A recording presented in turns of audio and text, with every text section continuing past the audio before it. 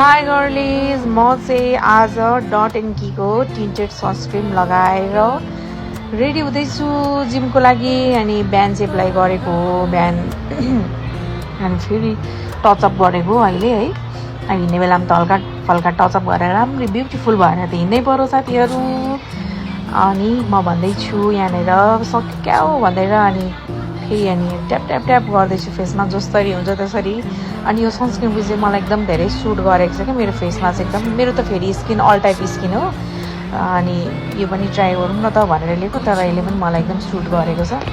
अनि आज चाहिँ मेरो छोरोले फेरि मलाई नछोडेर बिहानको मर्निङ टाइममा जाने भनेको, 4 र 5 बजी नै उठिहाल्नुहुन्छ मेरो छोरो चाहिँ। अनि लिएर जानै पर्यो, अनि उसको मामालाई पनि लिएर गएको। अनि फर्केर आउँदाखेरि लिएर आउँछ भाइले भनेर लिएर गएको। अनि ऊ त उहाँ त बल देख्ने बित्तिकै उसलाई त अब घरमा भयो जस्तो बल लागेको क्या हो। अनि बोकेर भए पनि लिएर आउनुभयो अगाडि, अनि खेल्न थाल्नुभयो। अनि खुसी एकदम एक्साइटेड, उसलाई त यस्तो देख्यो भने त एक्साइटेड हुन्छ नि त मेरो छोरो चाहिँ फेरि जस्तो खालको छ।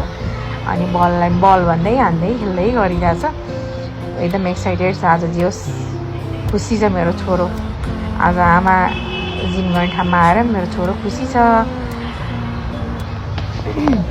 हेर्न सक्नुहुन्छ साथीहरू, खुसीले ताउता गरिराख्नु भएको छ। एक ठाउँ बस्नु भएको छैन उहाँमा एकदम धेरै इनर्जी आएको छ। बल देखेपछि त झन् हेर्नु न, यस्तो 5 केजी 4 केजीको बल उठाइदिइरहनु भएको छ मेरो छोरोले चाहिँ। लाउ अब आमा छोरा फेरि एउटा भिडियो बनाऊँ भनेर भिडियो बनाउन थालेँ म चाहिँ फेरि एउटा। अनि हेर्नु न, उहाँ त मलाई बिर्सिसक्नु भयो, उहाँले मलाई बिर्सिनु भयो। जिम जाने बित्तिकै मलाई बिर्स्यो। आनन्दले एकछिन भने रेस्ट गर्छु भनेर बस्नुभएको थियो उहाँ गलेर। अनि फेरि आउनु एउटा भिडियो बनाऊँ भनेको मान्नु भएन, उहाँ कहाँ मान्नुहुन्छ र मसँग त। अनि ल अब चाहिँ जाऊ भाइ, अब आमासँग जाऊ ल भनेर घर आएर भेटौँला भनेर अनि पठाएँ। अनि म जिम वर्कआउट गर्न थालेँ। वर्कआउट गरेपछि मेरो फेसहरू न रेड रेड भइरहेको छ, ब्लस लगाए जस्तो। अनि जिम मेरो वर्कआउट सकेपछि अनि ल त क्याफे गएर कफी खाइदिउँ न त, डोपियो भनेर खाइयो दिदी बहिनी मिलेर। अनि घरतर्फ लाग्यो।